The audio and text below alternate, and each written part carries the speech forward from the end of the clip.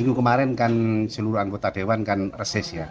Saya ingin tahu kira-kira dari hasil reses ini kira-kira apa oleh-olehnya dari reses, Mas? Ya, kalau di wilayah kami di Dapil 3 ada beberapa hal yang kita klaster. Yang pertama soal perbaikan infrastruktur, baik itu infrastruktur jalan, pavingisasi kampung, kemudian penataan saluran, drainase dan sebagainya, termasuk penerangan jalan umum yang akan kita perjuangkan semoga bisa realisasi untuk tahun depan seiring dengan komitmen pemerintah kota untuk melakukan penataan di kampung-kampung. Itu yang pertama. Kemudian yang kedua yang di luar soal konteks infrastruktur adalah masalah pendidikan.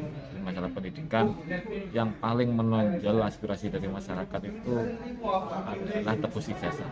Jadi mungkin kemarin selama 12 titik reses ada sekitar 14 aduan yang terkait dengan tebus ijazah yang sudah kita rekap dan ini kita ajukan untuk kita perjuangkan agar bisa segera terrealisasi karena sangat penting sebagian untuk digunakan untuk kerja. Nah, kemudian yang ketiga soal masalah kesehatan. Masalah kesehatan sejauh ini sudah bagus, tetapi ada beberapa komplain terkait dengan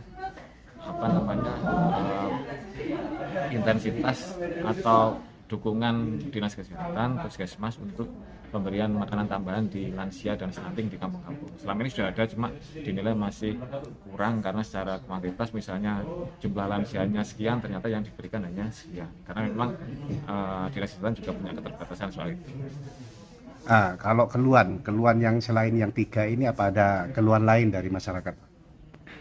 Secara umum kalau aspirasi terkait beasiswa, kemudian terkait dengan rumah tidak layak huni yang sudah kita rekap dan kita tampung untuk kita segera ajukan ke pemerintah kota dan pihak terkait agar bisa segera realisasi. Tentang pendidikan, kan semuanya sebenarnya pemerintah kota mulai dari pembangunan, pendidikan, kesehatan sebenarnya kan sejak tahun-tahun sebelumnya kan sudah dilakukan ya. Apakah menurut Mas ini masih perlu peningkatan yang cukup signifikan atau bagaimana? Ya, kalau soal pendidikan sebenarnya secara umum sudah bagus dari sisi akses, relatif mudah ya, karena ada beasiswa kalau untuk SD SMP negeri gratis, kemudian dari sisi perlengkapan sekolah juga untuk warga miskin juga sudah mendapatkan bantuan.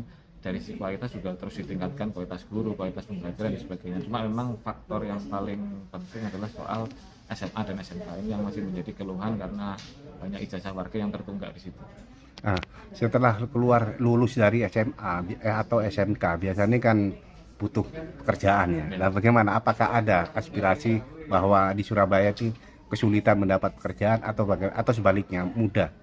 Saya justru mendapati banyak semangat anak-anak muda di dapil saya ya untuk bukan hanya mencari pekerjaan tapi menciptakan pekerjaan sendiri. Mereka antusias memanfaatkan program Dinas Ketenagakerjaan lewat aplikasi Surabaya Asik Kerja. Itu kan banyak sekali pelatihan-pelatihan soal teknologi, soal hospitality, ada barbershop, pelatihan membuat makanan dan sebagainya yang diikuti oleh masyarakat anak-anak muda di dapil kami. Sehingga ke depan yang selain pelatihan mungkin pemerintah kota bisa memberikan semacam kayak bantuan alat usaha. Jadi setelah pelatihan selesai mereka mendapat bantuan alat usaha untuk bisa mulai berwirausaha. Oke, makasih Mas. Oke, matur nuwun.